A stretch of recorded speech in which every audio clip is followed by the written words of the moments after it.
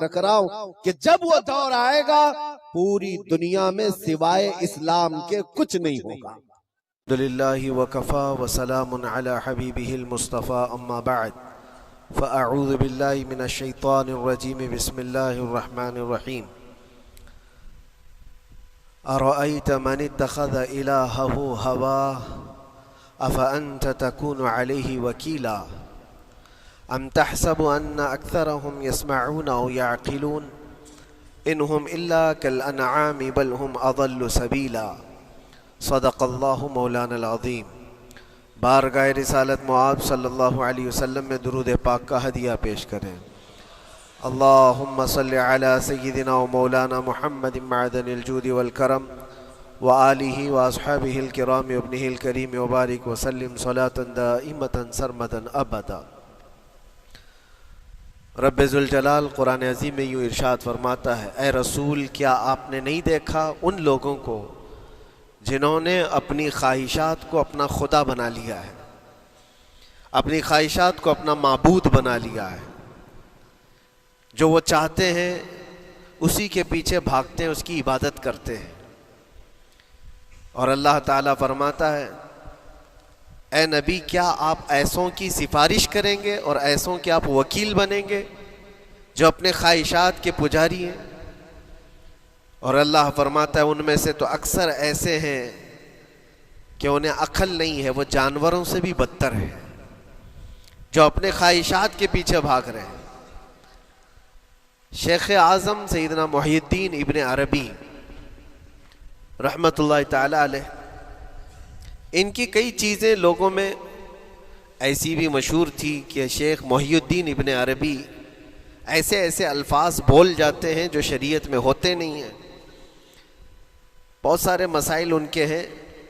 لیکن ایک بار شیخ محی الدین ابن عربی بیٹھے ہوئے تھے، کرسی پر ہیں، سامنے مریدین بھی ہیں، بہت سارے ملنے والے لوگ بھی آئے ہوئے ہیں۔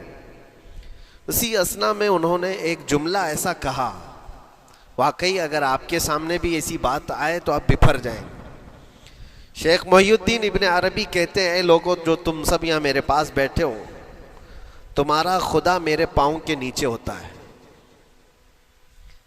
تمہارا خدا میرے قدموں کے نیچے ہوتا ہے۔ سب ظاہر سی بات ہے جیسے ایسا جملہ سنا تو اٹھ کر کے لوگ بھاگنا شروع ہو گئے کہ آدمی کافر ہو گیا۔ شیخ اعظم ہیں یہ حضرت محی الدین ابن عربی، جن کی بہت ساری کتابیں ہیں، تصوف میں آپ کا ایک بہت بڑا باب ہے۔ لوگ اٹھ کر کے ادھر سے ادھر چلنے لگ گئے کہ ایسے ایسے جملے بول رہے ہیں، یہ محی الدین ابن عربی کو ہو کیا گیا، خدا پیروں کے نیچے ہوگا، کفریہ جملہ ہے۔ سب تو چلے گئے، دو باقی رہ گئے جو مخصوص مریدین میں سے تھے۔ انہوں نے کہا کہ حضور جو جملے سنے ہم کو بھی کانوں پر یہ وزن لگ رہے ہیں، لیکن کیوں کہا آپ نے ایسا؟ اس کا کچھ معنی ہے؟ آپ جیسے عظیم المرتبت بزرگ سے ایسا جملہ کیسے ممکن ہے؟ انہوں نے فرمایا کہ ان سب کو بھی تو یہ پوچھنا چاہیے تھا میرے بولنے کا مطلب کیا ہے، فوراً بدگمانی کیا اور بھاگ گئے۔ تم دو باقی رہ گئے، میں بتاتا ہوں کہ میں نے یہ جملہ کیوں کہا تھا۔ تو کرسی پر بیٹھے تھے اور چٹائی نیچے بچھی ہوئی تھی یا قالین بچھی ہوئی تھی جس پر لوگ بیٹھے ہوئے تھے۔ آپ نے اپنے ان دو مریدین سے کہا یہ چٹائی اٹھاؤ۔ چٹائی اٹھائی تو دیکھا وہاں پر سونے کے چاندی کے سب سکے رکھے ہوئے تھے جو شیخ محی الدین ابن عربی کے پیروں کے نیچے تھے۔ کہا وہ جتنے آئے تھے وہ اسی کی عبادت کرتے تھے، اس لیے میں نے کہا کہ تمہارا خدا میرے پاؤں کے نیچے ہوتا ہے، وہ خواہشات کے پجاری ہیں۔ میں نے اللہ نہیں کہا، اللہ رب العزت وہ قادر مطلق ہے۔ میں نے کہا جس کی تم عبادت کرتے ہو، جس کو تم خدا بنائے رکھے ہو، وہ میرے پیروں کے نیچے ہوتا ہے۔ اور حقیقت ہے میرے عزیزوں، جنہوں نے خواہشات کے پیچھے بھاگنا شروع کیا، در حقیقت وہ اپنا خدا بنا چکے ہیں ان کو۔ کیا ایسا نہیں ہوتا ہے کہ جو بندہ ضدی طبیعت کا ہوتا ہے چاہ لیتا ہے کہ یہ مجھے چاہیے تو چاہیے، یہ مجھے چاہیے تو چاہیے. یہ جو ضد ہے اپنی خواہش کو پوری کرنا، یہاں پر کہا گیا ہے کہ وہ اپنی خواہش کی عبادت کر رہا ہے، اس کے پیچھے بھاگ رہا ہے. اسی لیے اللہ کے نبی صلی اللہ تعالیٰ علیہ وسلم کی ایک حدیث میں آپ کو سناؤں. حضور اکرم صلی اللہ علیہ وسلم ارشاد فرماتے ہیں لا یؤمن احدکم حتی یکون ہواہ تبعا لما جئت بہ. تم اس وقت تک پورے مومن نہیں ہو سکتے جب تک کہ اپنی خواہشات کو میری مرضی کے مطابق نہیں بنا دو گے. حضور کے قدموں میں لا کر اپنی ہر خواہش کو قربان کرنا ہو. یہ نہیں کہ میری چاہت تو ایسی ہے، میں خواہش ایسی رکھتا ہوں لیکن شریعت ایسا کہتی ہے. یہ جب ٹکراؤ آیا تو سمجھ لو کہ تمہارے اندر ایمان آیا ہی نہیں ہے، تم مومن نہیں ہو. مومن وہ ہے جہاں دنیا کی ساری خواہشات وہ حضور کے قدموں پر قربان کر دیتا ہے، اس کی اپنی کوئی خواہش نہیں ہوتی. اسی لیے میں اکثر یہ کہتا ہوں ان نوجوانوں سے جن کو کچھ نصیحت کی جائے تو وہ کہتے ہیں کہ مولانا ہماری لائف ہے، ہمیں انجوائے کرنے دی جائے. یہ ابھی تو ہماری لائف ہے، ہماری اپنی لائف کو ہمیں انجوائے کرنے دیا جائے. نادان، کس نے کہا کہ تیری اپنی لائف ہے؟ تیری لائف ہے کہاں؟ زندگی یہ نہیں کسی کی کسی کے لیے، زندگی ہے نبی کی نبی کے لیے. اور نہ سمجھ مرتے ہیں زندگی کے لیے. ارے جینا مرنا ہے سب کچھ نبی کے لیے. جو خواہشات کو لا کر کے حضور کے قدموں پر رکھ دیتا ہے تو پھر وہ کہتا ہے میرے عزیزوں، وہ پھر آ کر کے یہ کہتا ہے اپنی خواہشات، اپنی طبیعت جہاں سب مر جاتی آدمی کی، اس کی اپنی کچھ نہیں ہوتی، تب اس مومن کی زبان سے یہ نکلتا ہے یا رسول اللہ زمین و زمان تمہارے لیے، مکین و مکان تمہارے لیے، چنین و چنا تمہارے لیے، بنے تو جہاں تمہارے لیے، ہم آئے یہاں تمہارے لیے، اٹھے بھی وہاں حضور کے لیے. اس کا اپنا کچھ نہیں ہوتا. اپنی خواہش ہوگی تو میں کرتا رہے گا، اور جتنی خواہشات کے پیچھے بھاگتا رہے گا دنیا اس کا پیچھا کبھی نہیں چھوڑتی، اور نہ ہی دنیا اس کو کبھی سیراب ہونے دے گی، کبھی پیٹ بھرنے دے گی ہی نہیں. وہ بھوکا ہی رہے گا، وہ پیاسا ہی رہے گا جو دنیا کے پیچھے بھاگتا ہے. ایک مرتبہ سیدنا عبداللہ ابن مسعود رضی اللہ تعالیٰ عنہ غمگین بیٹھے ہوئے تھے، کسی بات کا غم ہوگا. نبی پاک صلی اللہ تعالیٰ علیہ وسلم کا گزر ہو رہا تھا. آپ نے دیکھا، حضرت عبداللہ ابن مسعود سے پوچھا کہ غم کیوں ہے؟ تو آپ خاموش رہے. تو اللہ کے نبی صلی اللہ علیہ وسلم نے ایک جملہ فرمایا جو آج ہم سب کے لیے سبق ہے میرے عزیزوں. فرماتے ہیں لا تکثر ہمک ما یقدر یکن. اپنے غم کو زیادہ مت بڑھا، جتنا لکھا ہے اتنا مل کے رہے گا. وما ترزق یأتک. جتنا اللہ نے رزق لکھا ہے وہ آ کر رہے گا، وہ تیرے پاس آ جائے گا. غم کب بڑھتے ہیں انسانوں کے؟ ہمارے اندر جو ٹینشن جس کو آپ کہہ رہے ہو، فرسٹریشن کہہ رہے ہو، یہ سب چیزیں انسان کی زندگی میں کب آتی ہیں؟ جب یہ اپنی لو اور اپنی خواہشات دنیا سے لگاتا ہے. خالق سے اگر لگاتا ہے تو پھر اس کے غم نہیں بڑھتے، بلکہ غموں کا مداوع ہے. اسی لیے بزرگوں نے فرمایا کہ اگر ٹینشن فری جینا چاہتے ہو تو انسانوں سے امیدیں کم کر لو، اللہ کی ذات سے یقین بڑھا لو، اس کی ذات سے یقین بڑھاؤ. ہم نے دیکھا ہے اپنی زندگی میں جس سے ہم ملتے رہے، جس سے کچھ خواہشیں رکھتے رہے یا جس کے متعلق کچھ امیدیں وابستہ کر رکھی، یہاں امیدیں ٹوٹ جاتی ہیں، پھر انسان کا غم بڑھتا ہے، انسان مغموم ہو جاتا ہے. اللہ کی ذات سے جو وابستہ ہوا اور وہاں جو آس لگایا وہ ہر دن بشاشت کے ساتھ جیتا ہے، یقین کے ساتھ جیتا ہے. اسی لیے میرے عزیزوں، یہاں جس نے بھی اپنے خواہشات کو دنیا کے ساتھ لگایا ہے اسے کم کرنا ہے. لا تکثر ہمک ما یقدر یکن. اللہ کے نبی فرماتے ہیں اپنے غموں کو زیادہ مت کر، جتنا لکھا ہے اتنا تجھے مل کر رہے گا. اس دار فانی میں، اس عمل کی دنیا میں ہم نے اپنے بہت ساری چیزیں پھیلا رکھی ہیں. ایک چیز میں آپ کو بتاؤں کہ کبھی کبھار میں دیکھتا ہوں موبائل کو، اب سب کے ہاتھوں میں موبائل ہے، اور کبھی کبھار یہ اسٹک بھی ہوتا ہے. اچھی اچھی کمپنیوں کے موبائل بھی اسٹک ہو جاتے ہیں, یا تو کبھی بہت زیادہ بیٹری گرم ہو جاتی ہے اور موبائل بھی گرم ہونے لگتا ہے. پھر اس کا حل کیا ہے؟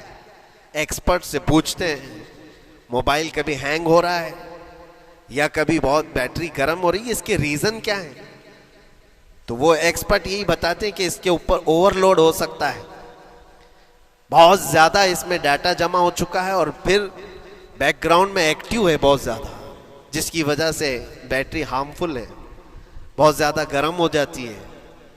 یا تو پھر ایک ساتھ کئی چیزیں اس کے اندر ڈال دی جاتی ہیں تو اس کا پروسیس کم ہو جاتا ہے, اسٹک ہو جاتی ہے. یہ تو موبائل ہے جو تمہیں سکھا رہا ہے.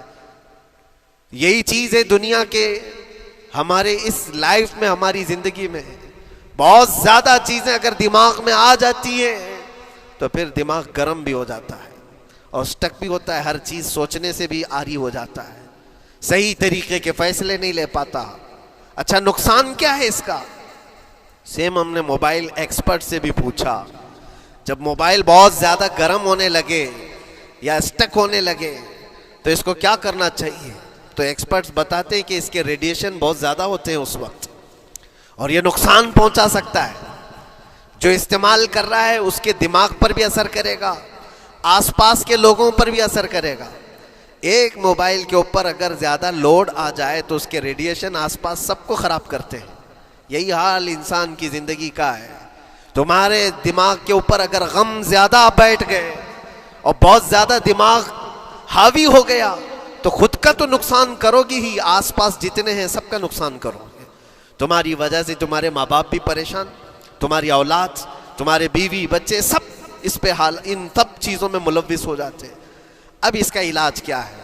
کہا گیا موبائل کو آف کر دو, ڈیٹا کم کر دو, اس کے اندر سے کچھ چیزیں ڈیلیٹ کر دو, پھر یہ اپنے نارمل حالت میں آ جائے گا. سیم آپ کے لیے بھی ہے, دماغ میں دنیا کے بہت سارے فطور بھرے ہو تو تھوڑی چیزیں ڈیلیٹ کر دو, تھوڑے دنوں کے لیے اپنی اس ایکٹیو لائف کو روک دو اور آ جاؤ اللہ کی بارگاہ میں اور آنکھ بند کر کے اس کی طرف لو لگاؤ, اس لیے کہ ہماری بیٹری جو چارج ہوگی وہ خالق کائنات سے ہی ہوگی. بنانے والا ہی بہتر جانتا ہے اس کی زندگی کس چیز سے چلتی ہے.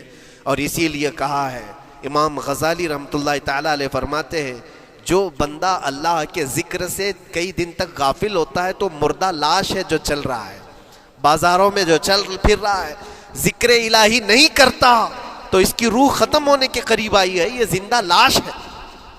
یہاں زمانے ہو گئے, مہینوں بیت گئے, برسوں ہو جاتے ہیں, کتنے دن ایسے ہیں آپ نے اللہ کے ذکر کے لیے الگ سے وقت نکالا ہو؟ کہاں ہے وقت؟ نماز بھی ایسے پڑھ کر کے بھاگ جاتے ہیں جیسے لگتا ہے کہ کوئی چیز ہمارے اوپر سوار تھی, جلدی سے ہٹا دی اور بھاگ گیا.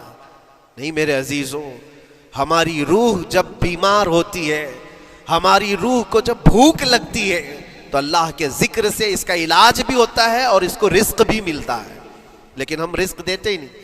کبھی آپ نے دیکھا ہماری باڈی کو, صبح ناشتہ نہ کرو, دوپہر میں کھانا نہ کھاؤ تو شام تک ہمارا جسم ہچکولے لینے لگتا ہے, چکر آنے لگ جاتے ہیں. کیوں؟ جسم 2 وقت کے کھانے کو چھوڑنا برداشت نہیں کر پاتا, کمزوری آ جاتی ہے, جسم کو بھوک لگتی ہے, ہمیں کھانا دینا اسے ضروری ہے. اسی طرح اللہ نے ہماری جو روح بنایا ہے, روح کو بھی رزق کی ضرورت ہے. اور روح کا رزق کیا ہے؟ روح کا کھانا پینا کیا ہے؟ کاجو بادام میوے پستے کھا کر کے روح کو طاقتور نہیں بنا سکتے. فرمایا گیا روح کی غذا اللہ کا ذکر ہے. جب بندہ اللہ کا ذکر کرتا ہے تو اس کی روح کو طاقت ملتی ہے اور روح کمزور نہیں رہتی, طاقتور بن جاتی ہے. عزیزان گرامی وقار, پھر میں خلاصتاً یہ بات کہوں گا کہ ہم نے دنیا میں اتنی ساری چیزیں پھیلا لی ہیں, اتنے سارے, جس کی وجہ سے غموں کا بوجھ ہمارے دماغ پر طاری ہے. اور ایک وقت وہ آئے گا جب ساری چیزیں چھوڑ کر کے فوراً بھاگنا پڑے گا, نکلنا پڑے گا. کچھ لوگوں کے متعلق کہا گیا ہے کہ روح نکلنے کے وقت اس کو بہت تکلیف ہوتی ہے, سب کے لیے نہیں. کچھ ایسے لوگ ہیں جن کی روح نکلنے کے وقت درد زیادہ ہوتا ہے, تکلیف زیادہ ہوتی ہے مرنے کے وقت. پوچھا گیا کیوں؟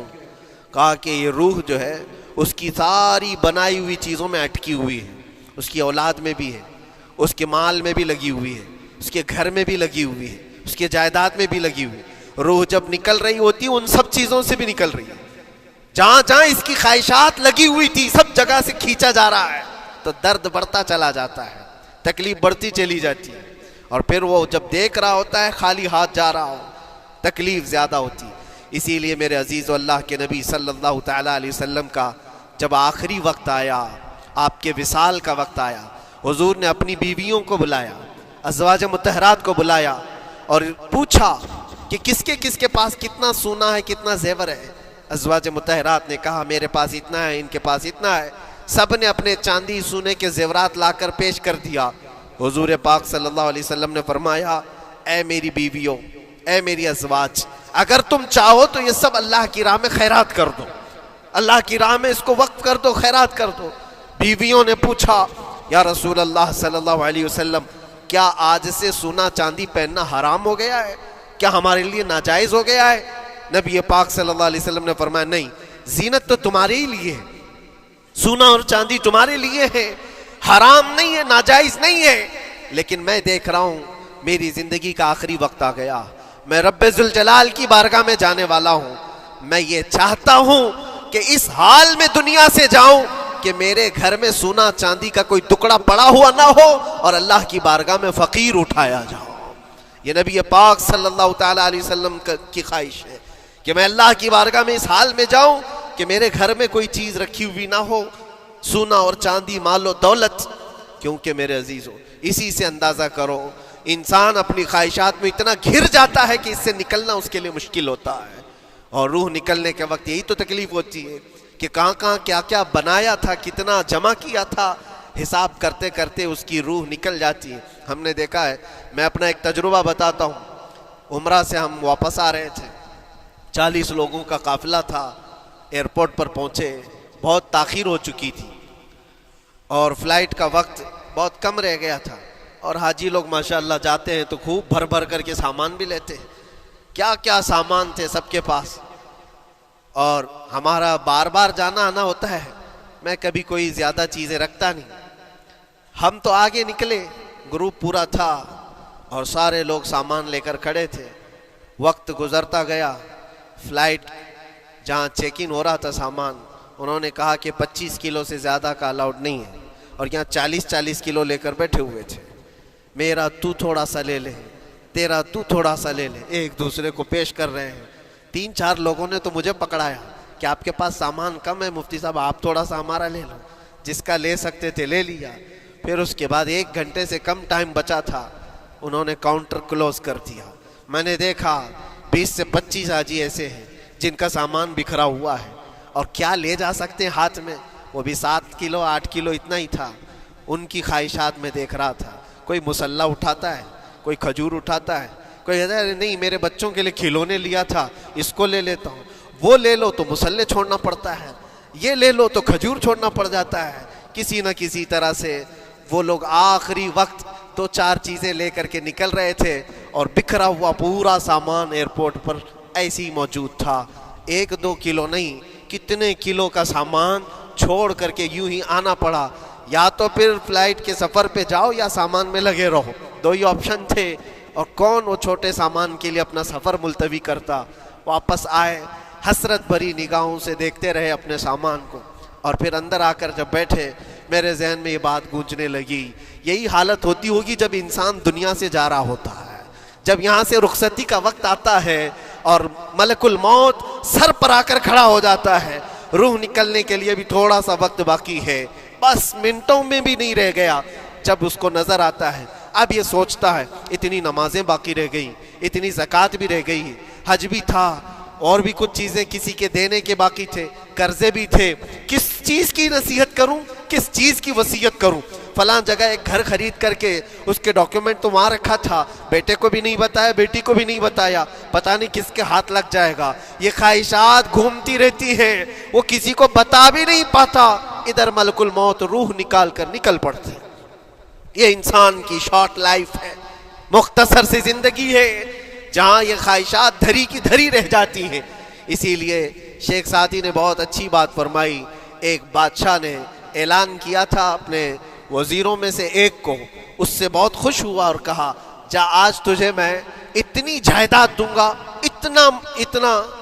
اتنی زمین، اتنی پراپرٹی دوں گا، جتنا تو اپنے ہاتھ میں ایک لکڑی لے کر گھیر دے گا، جتنی زمین تو گھیرے گا اتنی تیرے نام لکھ دوں گا، لیکن اس کے لیے ایک شرط ہے، صبح یہ لکڑی لے کر تو راؤنڈ مارنا اور اتنا گول سرکل بنانا سورج ڈوبنے سے پہلے تک، جتنی زمین گھیر لے گا وہ پوری تیرے نام پر۔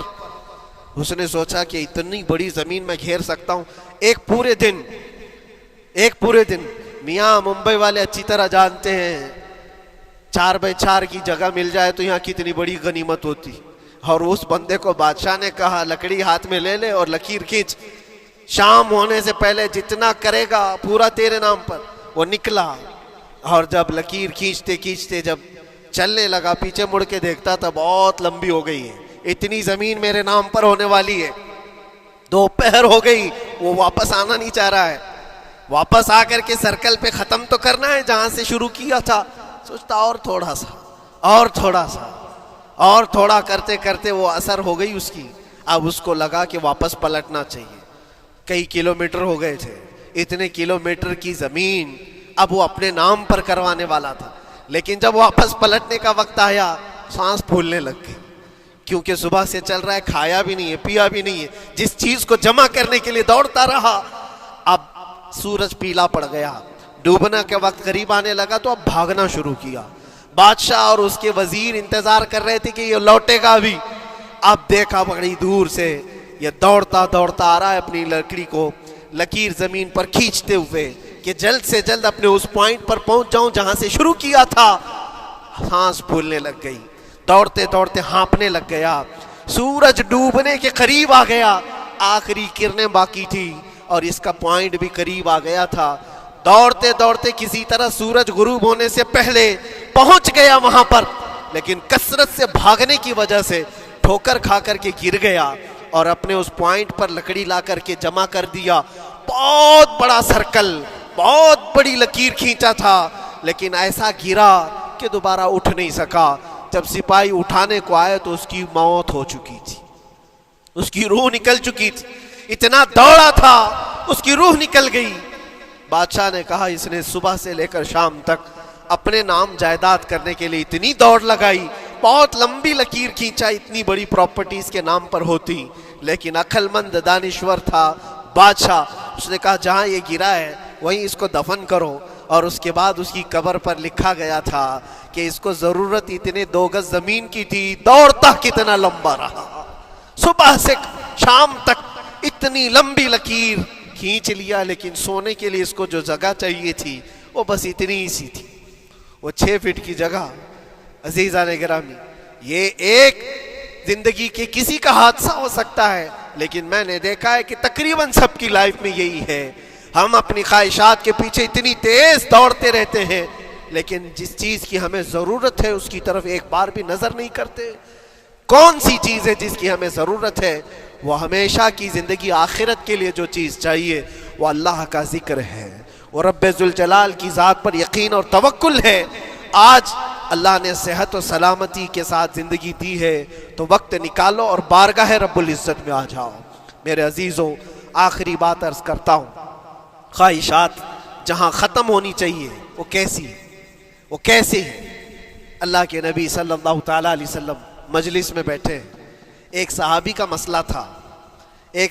مسئلہ ایسا تھا کہ وہ صبح جلدی دوڑ کر کے چلے جاتے تھے۔ صحابہ نے ان کی شکایت کی کہ یہ فجر میں اتنی جلدی چلے جاتے ہیں کہ کسی سے ملتے ہی نہیں۔ حضور نے پوچھا کہ وجہ کیا ہے؟ ان سے پوچھا گیا تو انہوں نے کہا یا رسول اللہ صلی اللہ علیہ وسلم، میرا گھر ایک یہودی کے گھر سے لگا ہوا ہے، اور یہودی کے گھر پہ ایک کھجور کا درخت ہے جس کی شاخیں میری آنگن میں بھی آتی ہیں، اور پکی کھجوریں صبح صبح میرے آنگن میں گر جاتی ہیں۔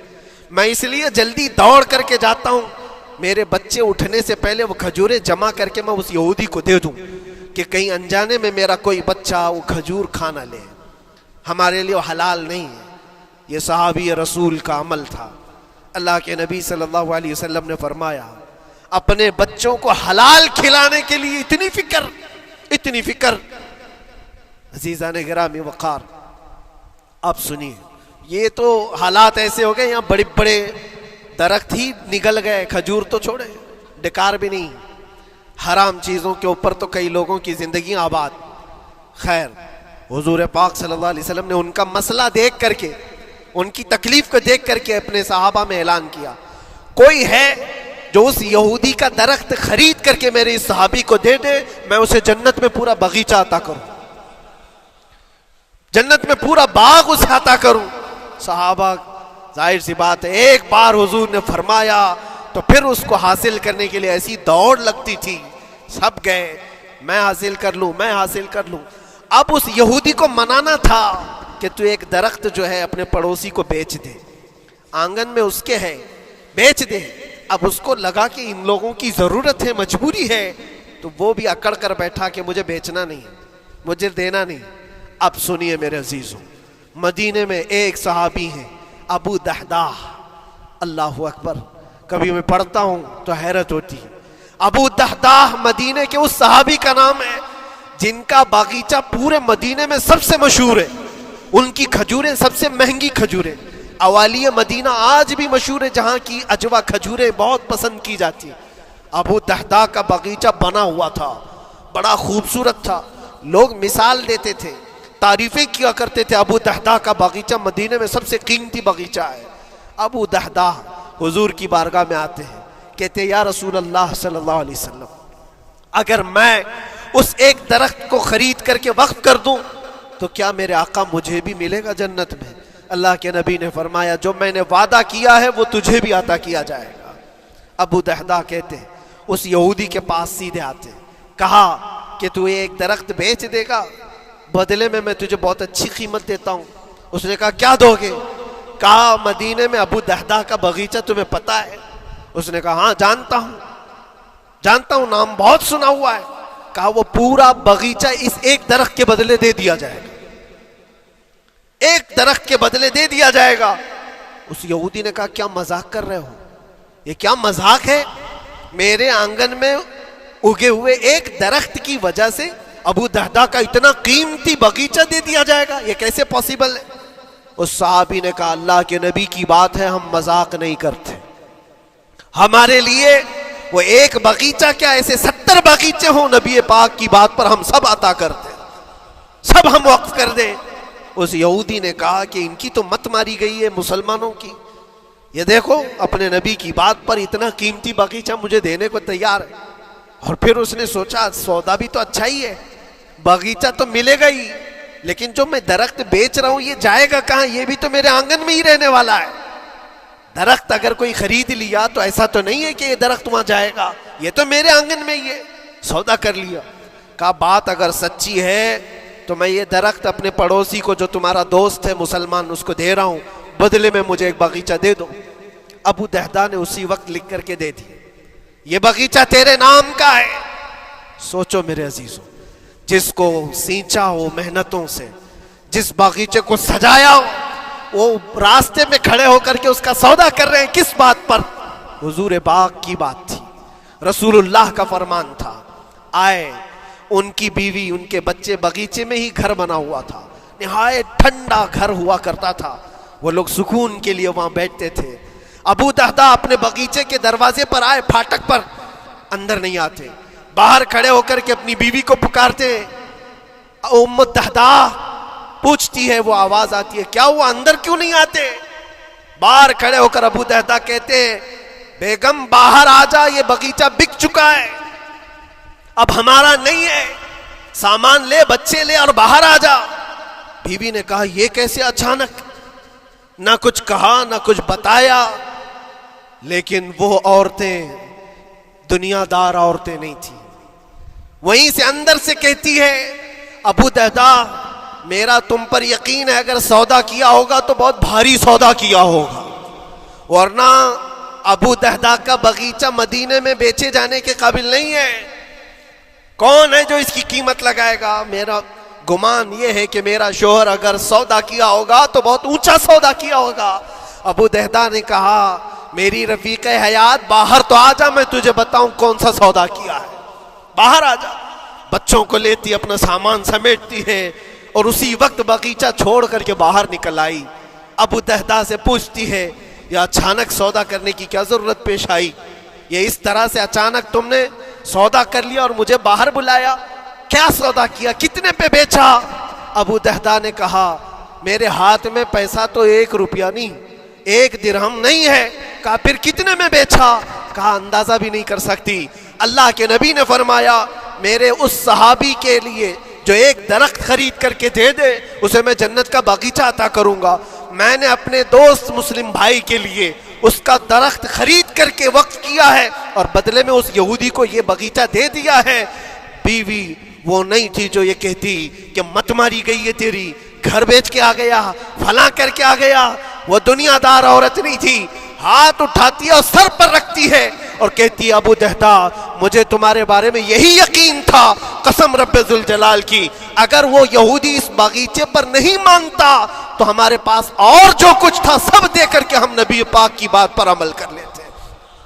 حضور کی بات تھی، وہ یقین تھا، دنیا دے دیا، خواہشات قربان کر دیا قدم مصطفیٰ پر.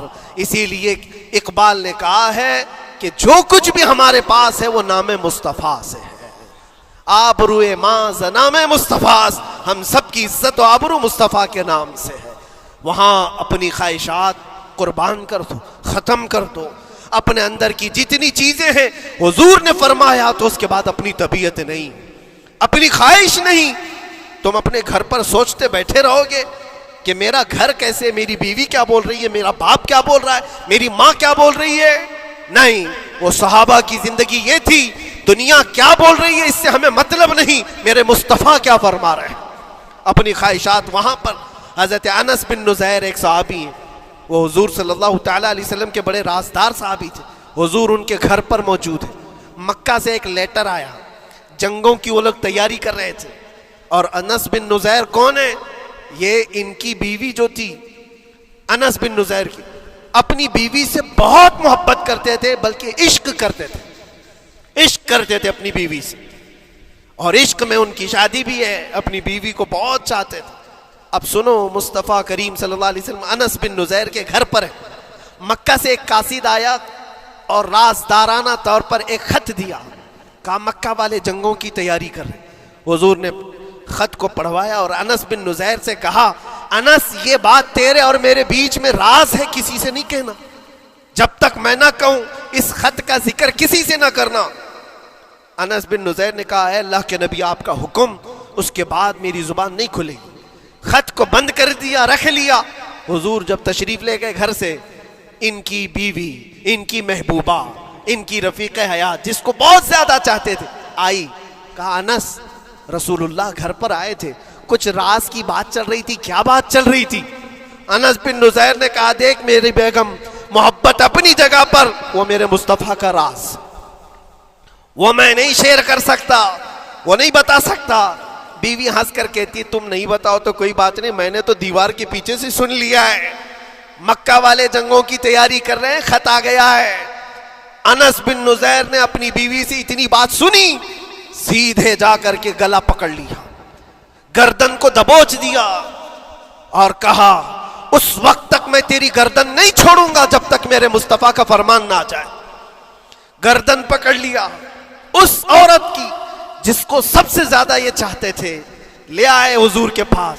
کہا یا رسول اللہ معاف کر دیں، آپ کا راز تھا، میں نے تو نہیں بتایا، مگر میری بیوی نے دیوار کے پیچھے سے سن لیا اور اس لیے میں اس کی گردن پکڑ کر کے لایا ہوں کہ کہیں میں مجرم نہ بن جاؤں، نبی پاک کا راز افشا کرنے والا میں مجرم نہ بن جاؤں. آقا اگر آپ حکم فرمائیں تو میں اس کو ختم کر دوں یا اس کو طلاق دے کر کے آزاد کر دوں، آپ کے فرمان پر میں کامل عمل کر سکوں. اللہ کے نبی نے فرمایا انس چھوڑ دے گردن، جس طرح تو ہمارے راز کی حفاظت کرتا ہے یہ میری صحابیہ ہے، یہ بھی میرے راز کی حفاظت کرے گی.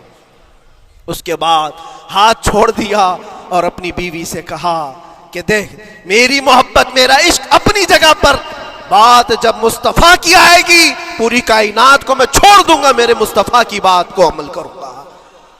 اور اس بیوی نے بھی یہی کہا انس اگر تو مجھے راز بتا دیتا حضور کا، عشق میں ڈوب کر کے، محبت میں ڈوب کر کے، تو جو گلا تو نے میرا پکڑا کل میں تیرا گلا پکڑ کر حضور کے پاس لاتی کہ حضور یہ آپ کی غلامی کے قابل نہیں ہے. یہ ان کا کمال درجے کا ایمان تھا, اپنی خواہشات کو قربان کر دیا. ایک مدینے کی خاتون ایسی ہے, سب سے زیادہ حسین و جمیل لڑکی ہے. حضور کے پاس ایک حبشی کالے رنگ کے صحابی ہیں, آئے کہا یا رسول اللہ مجھ سے کوئی شادی نہیں کرتا. حضور نے فرمایا کہ جا میں تیری شادی کے لیے ایک جگہ پر پیغام بھیجتا ہوں. اور بھیجا اس لڑکی کے گھر. انصاری صحابی کی ایک لڑکی اتنی خوبصورت ہے مدینے میں, ان کے گھر بھیجا. یہ تو حبشی قسم کے تھے.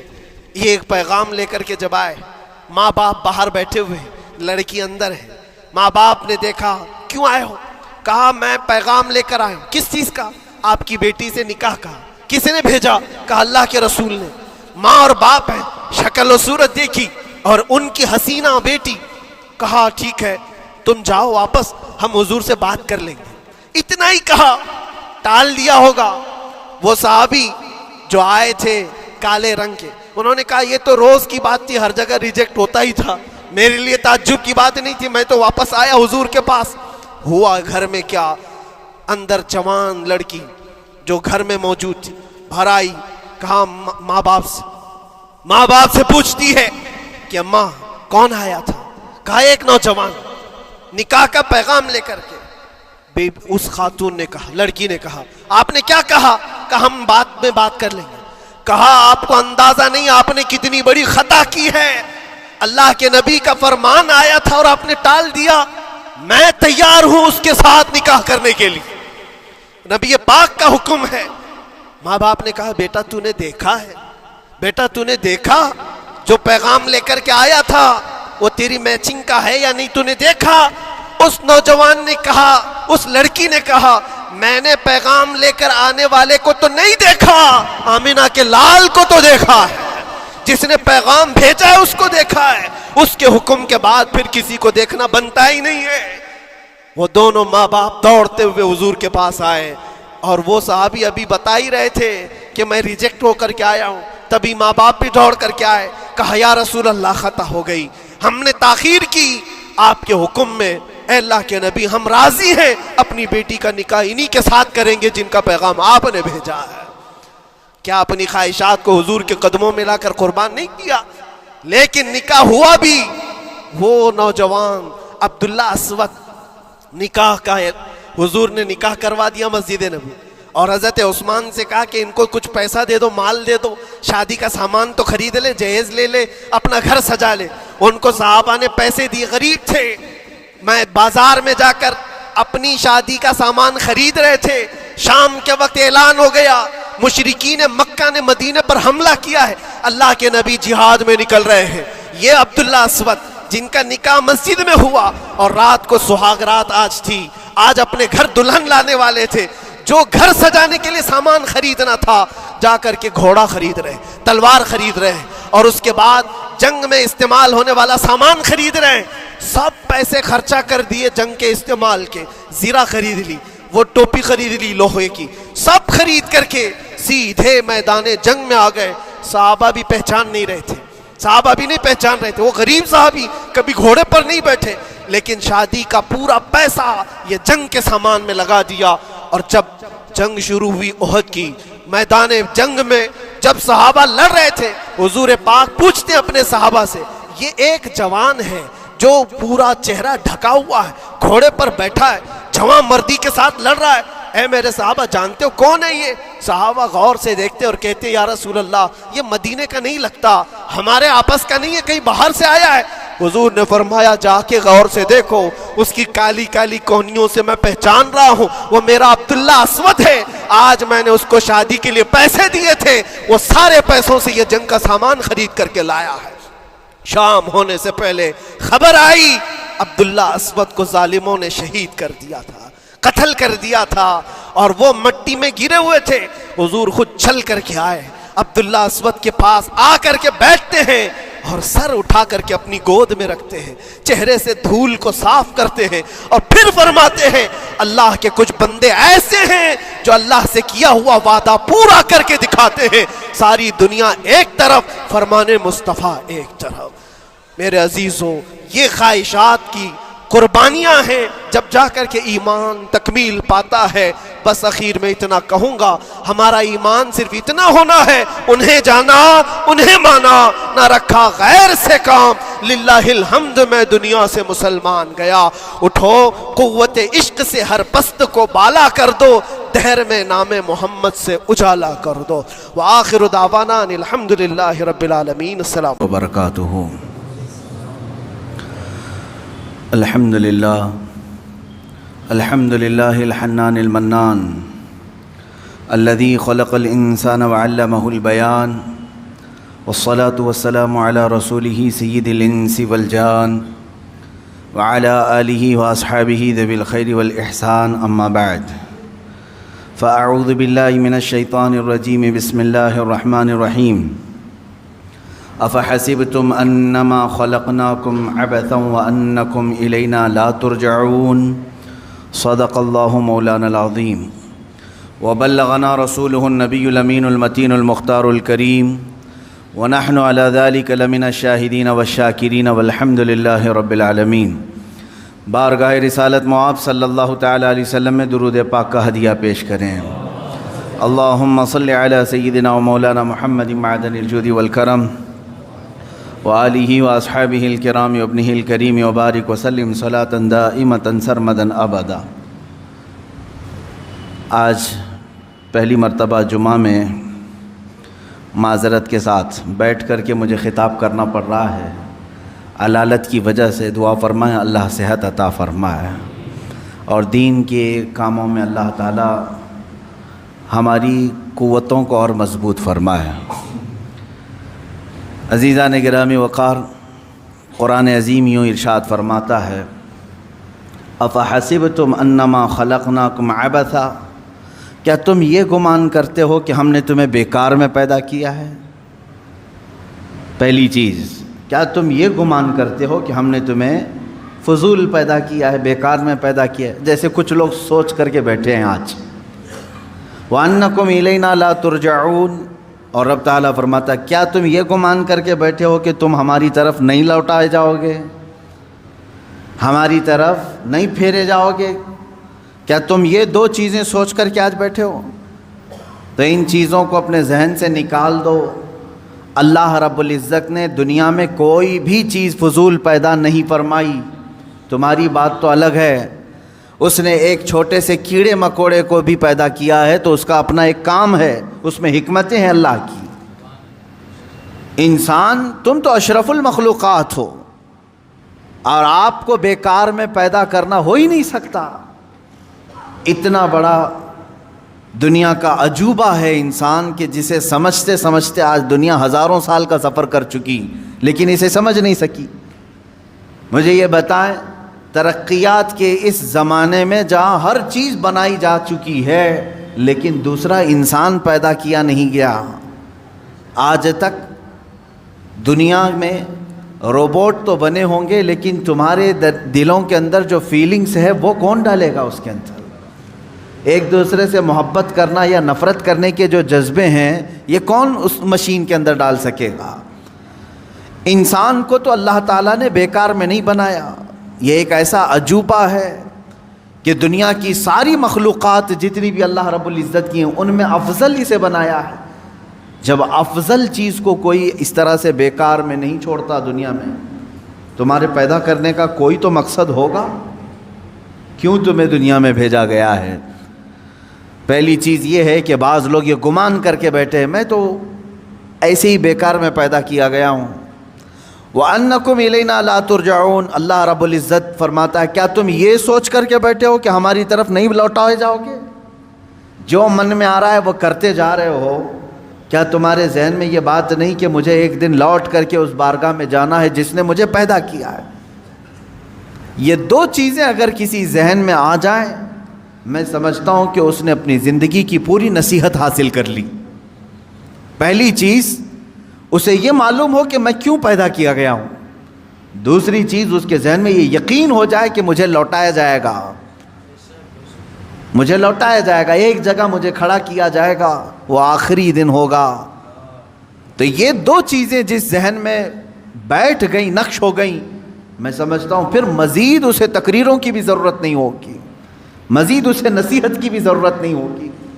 اسی لیے میرے آقا صلی اللہ تعالیٰ علیہ وسلم نے ارشاد فرمایا کہ تمہارے درمیان دو نصیحت کرنے والے ہمیشہ رہیں گے، سمجھانے والے ہمیشہ رہیں گے. ایک قرآن پاک ہے اور دوسرے موت. موت تمہیں سمجھاتی رہے گی کہ ہر ایک کو لوٹنا ہے اللہ کی بارگاہ میں، ہر ایک کو پلٹ کر کے جانا ہے رب ذوالجلال کی بارگاہ میں. اور پھر بزرگوں نے یہ روایات میں بیان فرمایا جس بندے کو یہ دو چیزیں سنوار نہیں سکی، تیسری کوئی چیز اسے سدھارے گی بھی نہیں. موت لوگوں کی دیکھتا ہے، جنازے اٹھاتا ہے، اپنے ہاتھوں سے دفن کرتا ہے، مٹی ڈال کر کے آتا ہے، پھر اس کے ذہن میں یہ بات کیوں نہیں آتی کہ مجھے بھی اسی مقام پر آنا ہے، مجھے بھی اپنا پورا سفر طے کر کے یہیں آنا ہے. اب یہاں پر میں ایک مختصر سی مثال دوں گا. مجھے یہ بتائیں، ہبلی ریلوے اسٹیشن پر ٹرین رکی ہوئی تھی، کوئی بندہ جلدی سے چڑھ کر کے بیٹھ گیا ہے. ہم نے اس سے پوچھا کہاں جا رہے ہو؟ کہا پتہ نہیں ہے، معلوم نہیں ہے. کہاں سے آئے ہو؟ کہا معلوم نہیں مجھے، وہ بھی نہیں معلوم. تو آپ کی نظر میں ایسا بندہ کیا ہوگا؟ پاگل ہی تو ہوگا. بیچارے کو یہ بھی نہیں معلوم کہاں سے آیا ہے اور زبردستی چڑھ کے بیٹھ گیا ہے، اسے یہ بھی نہیں معلوم ٹرین جا کہاں رہی. دنیا میں یہ دو چیزیں جسے نہیں معلوم اسے بیوقوف نہیں، مہا بیوقوف کہیں، جسے یہ معلوم نہیں کہ وہ کہاں سے آیا اور کہاں جا رہا ہے. سفر یوں ہی نہیں ہوتا. آپ ایک بس میں بھی بیٹھتے ہیں تو پوچھ کر بیٹھتے ہیں کہ یہ کہاں جا رہی ہے. ہر ایک انسان کو اپنی منزل معلوم ہے. اے انسانوں، تمہیں اپنی اس پوری لائف کی ڈیسٹینیشن کیوں نہیں معلوم کہ تمہیں کہاں تک جانا ہے، تمہیں کہاں تک پہنچنا ہے؟ ایک بات تو قرآن نے ہمیں بتا دیا ہے کہ ہم آئے کہاں سے تھے؟ جنت سے آئے تھے، کیونکہ ہمارے باپ کا وطن ہے جنت. آدم علیہ السلام وہاں رکھے گئے تھے، وہ اتارے گئے دنیا میں. ایک لمبا سفر طے کیا. ہم دنیا میں آئے ہیں جنت سے، ہماری روحیں جنت سے آئی ہیں.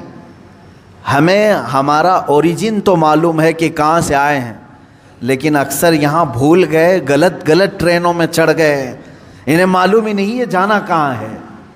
آج اگر تم نے طے نہیں کیا کہ جانا کہاں ہے تو زندگی تمہیں ایسے چوراہے پر لے جائے گی جہاں تم گمراہ ہو جاؤ گے، تمہیں پتہ بھی نہیں چلے گا. اب مثال کے طور پر اور ایک بات میں بتا دوں، مسجد سے نکلتے ہی اگر تم نے ارادہ کر لیا کہ مجھے درگاہ حضرت سید فتح شاہ رحمۃ اللہ علیہ میں حاضری دینا ہے، مسجد کے قدم باہر نکالتے ہی تمہارا ارادہ ظاہر ہو گیا، تم نے یہ ارادہ کر لیا، تو اب یہ تمہارا ارادہ تمہیں سیدھے اسی روڈ پر لے جائے گا جو درگاہ تک کی طرف جا رہا ہے. لیکن تم یوں ہی اندھا دھند چلتے رہے، کہاں جانے کا ہے سوچا ہی نہیں. تو مسجد سے باہر نکلنے کے بعد کیا کرتے ہو؟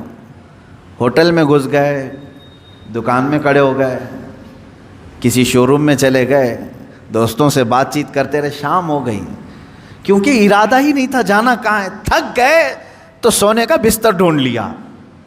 اتنا ہی ہوگا. تمہاری لائف میں بھی یہی ہے میرے عزیز. زندگی اسی طرح ہے کہ تم نے اگر آج طے نہیں کیا کہ ہمیں جانا کہاں ہے تو اسی طرح بھٹکتے رہو گے، کبھی پان کی دکان، کبھی ہوٹل کی چائے کی کٹے، اور یہ تمام چیزیں تو ٹھیک ہے، لیکن انسان ایسا بھٹکتا ہے کہ اسے پتہ ہی نہیں چلتا کہ مجھے کس جگہ پر کھڑا ہونا ہے. آج یہ طے کر لو کہ میری منزل اللہ کی جنت الفردوس ہے. جب تم نے یہ طے کر لیا تو تمہارا یہ ارادہ ٹھیک تمہیں اسی راستے پر چلائے گا. انسان کا مضبوط ارادہ اسے اس کے راستے پر لے آتا ہے. اللہ کی ہدایت بھی ہو، لیکن سوچا ہی نہیں، کبھی آج تک سوچتا ہی نہیں میں کہ مجھے جانا کہاں ہے، یہ معلوم نہیں. پوچھو پکڑ کر کے کسی کو، روزانہ صبح ہو رہی ہے شام ہو رہی ہے، صبح ہو رہی ہے شام ہو رہی ہے، زندگی کا سفر کٹ رہا ہے، یہ کہاں تک جائے گا؟ اکثر تو یہ کہیں گے جیسے چل رہا ہے چلنے دو، ہمیں کیا معلوم کہاں تک یہ زندگی لے جائے گی۔ میرے عزیزو، زندگی کہاں لے جائے گی؟ تم اسی طرح پنچر گاڑی میں بیٹھو گے تو پتہ نہیں کہیں پر بھی ٹائر پھٹے گا، اور ایسے ہی ہوتا ہے جیسے آپ یہاں سے نکلے اور ڈیسٹینیشن معلوم نہیں تھا، زندگی بھر گھومتے رہے اور جب تھک گئے تو قبرستان میں سو گئے، تمہیں اٹھا کر کے سلا دیا گیا، ہو گئی زندگی ختم ہو گئی۔ لیکن وہ بندہ جسے اپنا ڈیسٹینیشن معلوم ہے، جسے اپنی منزل معلوم ہے، جسے اپنا گھر معلوم ہے، وہ بھٹکتا نہیں، اسی راستے پر چلتا ہے۔ میرے پاس ٹائم کم ہے، مجھے جانا یہاں تک ہے، وہ تیزی سے دوڑتا ہے، یا سواری ملے تو اس پہ سواری پہ بیٹھ جاتا ہے۔ اب مجھے یہ بتائیں، تمہارے آپ کے ارادوں میں یہ ہے کہ یہاں سے مجھے اجمیر شریف جانا ہے، آپ کے پاس فقط 2 دن کا وقت ہے، آپ کوئی انتظام نہیں تھا، پیدل ہی نکل پڑے، تھوڑی دیر کے بعد دوڑنے لگے کہ نہیں 2 ہی دن کا ٹائم ہے، جلدی پہنچنا ہے۔ اس کے بعد پھر کوئی بیل گاڑی آئی، اس میں چڑھ گئے، جا رہی ہے یہ مجھے جہاں تک لے جائے، مجھے فاسٹ ہونا ہے۔ تھوڑی دیر کے بعد کوئی بائک والا آیا، وہ لے کے گیا، تھوڑی دیر کے بعد بس آئی، اس میں چڑھ گئے، تھوڑی دیر کے بعد ٹرین مل گئی، اس میں چڑھ گئے۔ یعنی آپ اس راستے پر ہر فاسٹ جانے والی چیز کو ڈھونڈ رہے ہیں اور بڑھتے جا رہے ہیں، کیونکہ 2 دن کا ٹائم ہے، اور بڑھتے بڑھتے اتنی تیزی سے پہنچ گئے کہ وقت سے پہلے آپ اجمیر معلیٰ پہنچ گئے۔ یہ زندگی کی دوڑ ہے۔ میرے عزیزو، تمہارے لیے اگر جنت کا فیصلہ ہو چکا ہے آپ کے ذہن میں کہ مجھے جانا وہیں پر ہے، تو میں یہ بتاتا ہوں زندگی بہت شارٹ ہے، تمہارے پاس بہت مختصر ہے، بہت تیزی سے تمہارے دن گزر رہے ہیں، تمہیں لوٹایا جائے گا اللہ کی بارگاہ میں، اور اس راستے پر تم تیزی سے چلو، اس لیے کہ ٹائم کم ہے، اور جنت کا ٹکٹ کسے ملتا ہے یہ بھی بتا دیا گیا ہے۔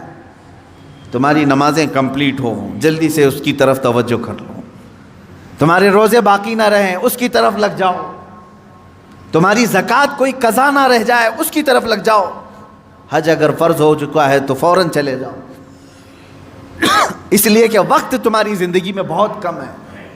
اور جسے یہ معلوم ہو کہ میرے مختصر وقت میں مجھے سب کرنا ہے، میں سمجھتا ہوں وہ اپنی زندگی کو عیاشیوں میں نہیں گزارتا، فالتو اور ضائع اوقات اپنی زندگی کو نہیں خرچ کرتا۔ عزیزان گرامی وقار، آیت کریمہ پھر سے میں پڑھتا ہوں۔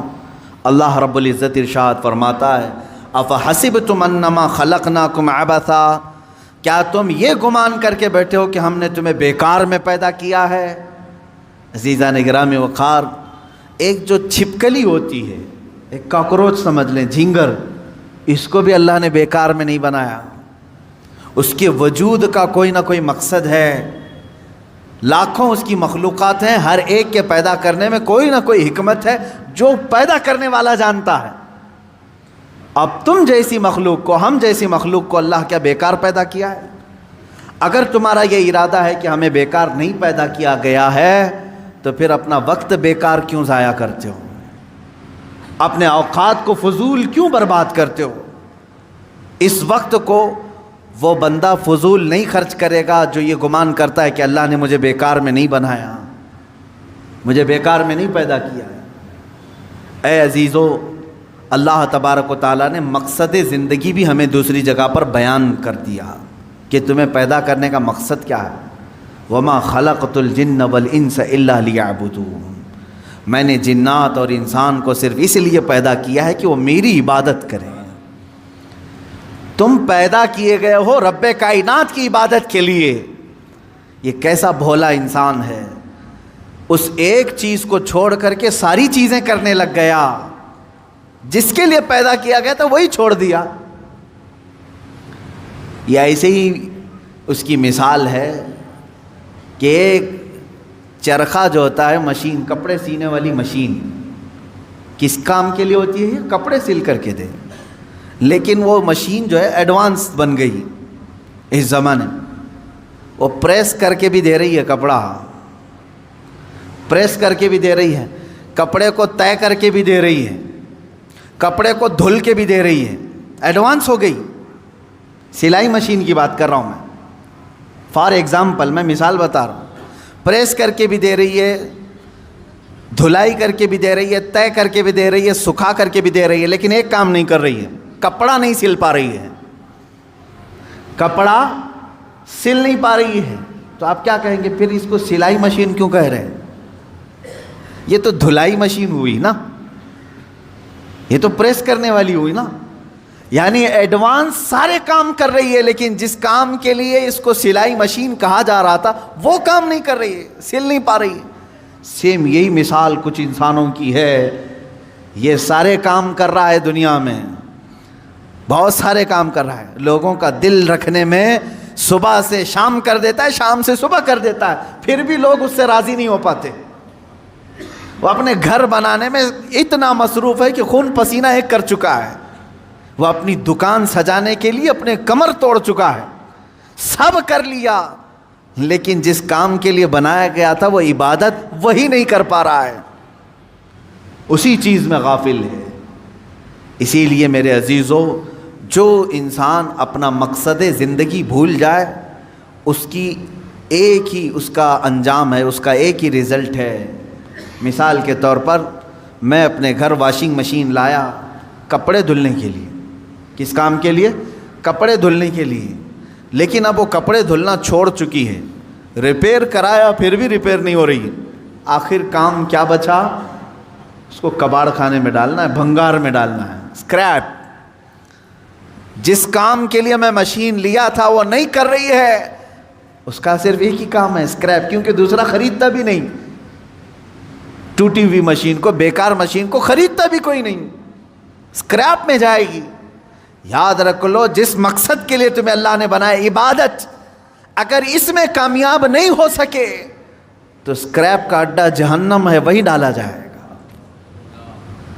یہ بیکار کی تمام چیزیں وہیں پر ڈال دی جائیں گی. جنہوں نے اپنے آپ کو تباہ کیا, اپنے آپ کو برباد کیا, ان کا ٹھکانہ دوزخ ہے. کیونکہ تم نے جس مقصد کے لیے اللہ نے تمہیں بنایا اسی مقصد کو چھوڑ کر دنیا کو راضی کرنے میں لگ گئے. اب میں آپ کو بتاتا ہوں شیطان ہمیں اپنے اصلی مقصد سے کیسے پھیرتا ہے, ڈائیورٹ کیسے کرتا ہے, تاکہ جس کو کہتے ہیں کانسنٹریشن, توجہ کا مرکز, جو چیز ہونی چاہیے اس سے کیسے شیطان تمہیں موڑتا ہے, بار بار موڑتا ہے. تم کو اللہ رب العزت کو راضی کرنا چاہیے تھا. تم نکلے اپنے گھر سے کہ میں اپنے رب کو راضی کرنے کے لیے چل رہا ہوں. درمیان میں تمہیں کوئی دوست ملا, اس نے یہ بتایا کہ فلاں دوست تو تجھ سے بہت ناراض ہے, پتہ نہیں کل تو نے اس کو کچھ کر دیا تھا کیا, تو نے کچھ کیا تھا, تمہارے دل میں اس دوست کی ناراضگی کی بات آئی, سوچا کہ اس کو منا لیتا ہوں کسی طرح, یا جھگڑا کر لیں یا کچھ بھی. بیچ میں جو دوست تمہیں بتانے کے لیے آیا تھا وہ شیطان تھا. جو تمہیں اللہ کو تم راضی کرنے نکلے تھے اس نے تمہارا دماغ ڈائیورٹ کر دیا ایک انسان کی طرف. تم جا رہے تھے رب ذوالجلال کی عبادت کے لیے, اسے منانے کے لیے, شیطان نے تمہارے دل میں یہ بات ڈال دی کہ پہلے اس کا کام کرو تم, اور ادھر چلے گئے, اس کو مناتے رہے, وہ نہیں مانا. یہاں تک کہ کچھ لوگ ایسے ہیں جن کو منانے میں تمہیں برسوں لگ جاتے ہیں, وہ نہیں مانتے ہیں. ہوتا ہے ایسے, آپ اچھا کام کر کے, انہیں سلام پہنچا کر کے, انہیں تحفے دے کر کے منانے کی کوشش کرتے, نہیں مانتے کچھ لوگ. ہائے افسوس, میرا مولا تو صرف ایک ہی سجدے میں مان جاتا ہے, ایک سجدے میں مان جاتا ہے. یہ نہیں معلوم ہے بندوں کو. افسوس ہے کہ جسے بہت جلدی منایا جا سکتا تھا اسے چھوڑ کر ہم دنیا کو منانے میں لگ گئے. آپ پوری زندگی کا اگر تجزیہ کریں تو میں آپ کو بتاتا ہوں, ساری چینجز آپ نے صرف اور صرف دنیا والوں کے لیے کر لی. اپنے آپ میں ساری چینجز آپ نے دنیا کو دیکھا, یہ بہت فیشن کر رہی ہے, اور اس طرح سے اگر میں کپڑے پہنوں تو یہ مجھے عزت سے دیکھیں گے, نہیں پہنوں گا تو مجھ سے دور ہو جائیں گے. فیشن چل رہا ہے, پینٹ ادھر سے پھاڑنا ہے, ادھر سے پھاڑنا ہے, پہننا ہے. تو تم نے صرف اور صرف ان کا دل رکھنے کے لیے، ان کے سامنے اپنا سٹیٹس رکھنے کے لیے اپنے آپ کو چینج کر لیا۔ شیطان ہے وہ جو تمہیں عیاشی کی طرف لے جاتے ہیں انسانوں کی شکل میں۔ قرآن پاک میں آپ نے نہیں سنا، اللہ رب العزت نے فرمایا من الجنتی والناس، یعنی وسوسے ڈالنے والے جو شیاطین ہوتے ہیں وہ جنات میں سے بھی ہوتے ہیں، انسانوں میں سے بھی ہوتے ہیں۔ شیاطین الانس والجن، قرآن میں یہ بھی آیا ہے، انسانوں میں بھی شیطان ہوتے ہیں، جنات میں بھی شیطان ہوتے ہیں۔ انسانوں میں کیسے؟ تمہارے دوست کی شکل میں آئے گا، کبھی تمہیں پتہ بھی نہیں چلے گا، اور وہ تمہارا ذہن ڈائیورٹ کر رہا ہوگا، تمہیں بھٹکا رہا ہوگا، اور اس کی باتوں پر تم نے اپنے آپ کو بدل لیا۔ ایک مسئلہ میں آپ کو بتا دوں، شریعت کا مسئلہ، اس سے آپ اندازہ کریں کہ ہم کس قدر شیطان کی پیروی کرتے ہیں اور کتنی جلدی ڈائیورٹ ہو جاتے ہیں۔ ہمیں منانا چاہیے تھا اللہ کو، کیونکہ وہی ہماری منزل ہے، وہی ہمارا مقصود ہے، لیکن ہر دن ہر لمحے ہم ڈائیورٹ ہوتے جاتے ہیں۔ اب مسئلہ جو میں بتا رہا تھا وہ یہ ہے، دو مسئلے میں بتاتا ہوں، ایک نماز کا، ایک وضو کا ہے۔ اکثر لوگوں کی یہ شکایت بھی میرے پاس آتی ہے، استنجا کر کے آئے، پیشاب کر کے باہر آئے، وضو کرنے کے لیے بیٹھے تو ایسا لگ رہا ہے کہ قطرہ ٹپک رہا ہے، یا پیشاب کا قطرہ پھر سے نکل گیا۔ ایسے کئی لوگوں کو ہوتا ہے، پھر گئے وہ، پھر دھو کر کے آئے، پھر لگا کہ نہیں پیشاب کا قطرہ نکل رہا ہے۔ یہ اطمینان نہیں ہوتا کچھ لوگوں کو، حالانکہ استنجا کریں آپ، پورا اس میں استبرا ہے، یعنی کھانس کر کے ہو یا اٹھ کر کے بیٹھ کر کے پیر کو موڑ کے کسی بھی طرح سے آخری قطرہ نکال دیں، یہ ٹھیک ہے، لیکن اس کے بعد آپ وضو کرنے کے لیے آئے تب یہ وسوسہ آ رہا ہے، پیشاب کا قطرہ نکلا، پیشاب کا قطرہ نکلا۔ اب کیا حکم کیا ہے آپ کے لیے؟ ایک نمبر 1 یہ وضو کا مسئلہ، اس کا بھی حکم میں بتاؤں۔ دوسرا مسئلہ سن لیں، نماز 4 رکعت ظہر کی پڑھنے کے لیے کھڑے تھے، یا 4 رکعت عصر یا عشاء کی، 2 رکعت پڑھے، تیسری رکعت میں کھڑے ہوئے تھے، اب شک ہونے لگا کہ یہ دوسری ہے کہ تیسری ہے، تیسری میں کھڑے تھے، یہ شک ہونے لگا یہ چوتھی ہوگی کہ تیسری ہوگی۔ ایسا ہوتا ہے بہت سارے لوگ۔ نماز کا ایک مسئلہ یہ ہے، آپ وضو کا ہے، دونوں کا حکم کیا ہے اس سے میں آپ کو اپنی زندگی کے متعلق بتاؤں گا۔ پہلا والا جو مسئلہ ہے پیشاب کے قطرے کا، پہلی مرتبہ ایسا کبھی ہوا ہے تو جاؤ دھل لو۔ ایک بار ایسا ہوا کہ پیشاب کا قطرہ ٹپکا ہے یا لگ رہا ہے، جاؤ دھل کے آ جاؤ۔ پھر ایک مرتبہ ایسا ہوا ہے کہ وضو کرنے بیٹھا ہوں، ایسا لگا کہ پیشاب کا قطرہ ٹپک گیا، جاؤ دھل کے آؤ اور اتنا حصہ جہاں کپڑے میں لگا اس کو بھی دھل لو۔ تیسری مرتبہ بھی ایسا ہوا ہے، دھل لو۔ اب اس کے بعد شریعت کہتی ہے اب نہیں جانا اس کے بعد، اب وضو کے لیے اگر بیٹھو گے تمہیں لگ رہا ہے کہ پیشاب کے قطرے ٹپک رہے ہیں، ٹپکنے دو، تم پانی لے لو ایک چلو میں اور اس جگہ پر چھڑک دو، پانی وہاں پر اس کپڑے کے اوپر چھڑک دو۔ کیوں؟ اس لیے کہ کہا گیا ہے کہ بعد میں اگر تمہیں وسوسہ بھی آنے لگے تو یوں سمجھ لو یہ پیشاب کا قطرہ نہیں بلکہ میرا چھڑکا ہوا پانی ہے، میرا چھڑکا ہوا پانی۔ اچھا ایسا کیوں کرایا گیا؟ شک تو ہو رہا ہے۔ سنیں فقہائے کرام نے فرمایا اے بندے تجھے عبادت اللہ کی کرنی ہے۔ کس کی کرنی ہے؟ اللہ کو راضی کرنا ہے، اور یہ جو وسوسے آ رہے ہیں تجھے یہ شیطان کے ہیں۔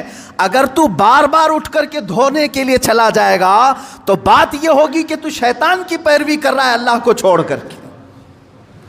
یہاں شریعت نے یہاں تک کہا کہ شیطان کی پیروی ہو جائے گی اگر کثرت سے تو کرنے لگ گیا۔ جب شیطان وسوسہ ڈالا اٹھ گئے، جب شیطان شک ڈالا پھر اٹھ گئے۔ بار بار اگر خیال آ رہا ہے تو اس پر عمل کرنا جائز نہیں۔ پانی چھڑک لو اور کہو میں شیطان کی پیروی نہیں کروں گا، میرے مولا کی عبادت کروں گا۔ دوسرا مسئلہ نماز کا کہ جس میں اگر 3 میں 4 میں شک ہو، ایک بار ہو گیا تو چلو دوہرا لو، 2 بار ہو گیا تو چلو ٹھیک ہے، جتنا یقین ہے اس کے آگے کی رکعتیں پڑھ لو۔ اب اگر بار بار ایسا شک ہوتا ہے تو فرمایا گیا اپنی نماز ویسی ہی کمپلیٹ کرو، اس لیے کہ یہ شیطان تمہیں وسوسے ڈال رہا ہے. اگر تم اس کے وسوسوں کی طرف جاؤ گے تو یہاں ہوگا یہ کہ تم شیطان کی پیروی میں لگ گئے. حقیقت میں نماز تو رحمان کی عبادت ہے. آپ سمجھ رہے ہیں؟ یہ دو مسئلوں سے میں تمہیں بتاؤں گا میرے عزیزو. پوری زندگی بھر شیطان اسی طرح سے کرتا ہے، تمہیں اپنے اصلی مقصد سے ڈائیورٹ کر کے کسی عام فضول چیز میں لگا دیتا ہے، فضول چیز میں لگا دیتا ہے.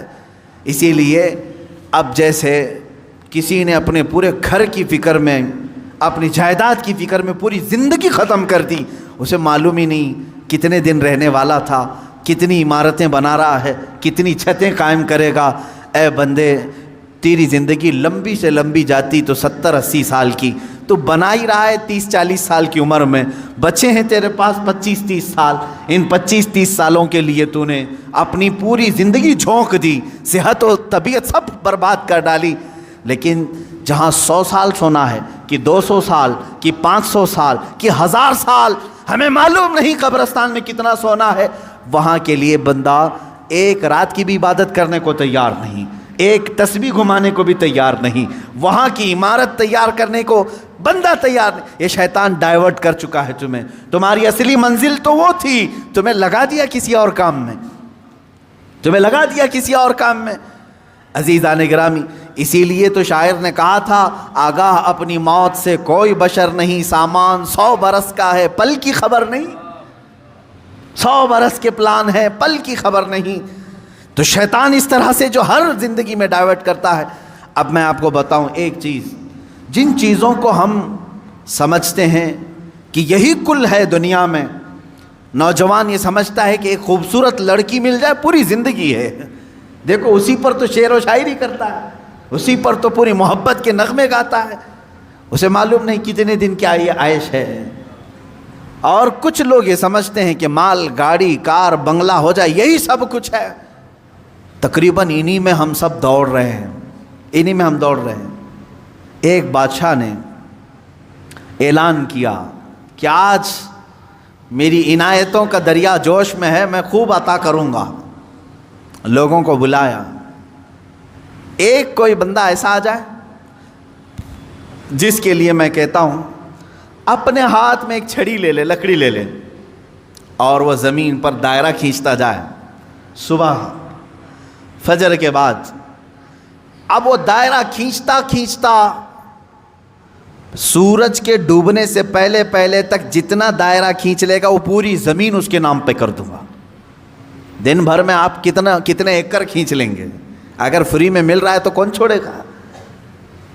دائرہ کھینچنے کے لیے کہا کہ جو لکیر سے سرکل بنا لے، جتنا بنا لے گا، لیکن ٹائم ہے سورج ڈوبنے سے پہلے پہلے تک.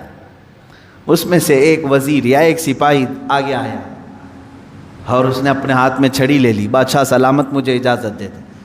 اور بادشاہ نے کہا کہ اگر سورج ڈوب گیا تو پھر ایک بالشت زمین بھی نہیں دی جائے گی، یعنی 1 فٹ زمین بھی نہیں دی جائے گی.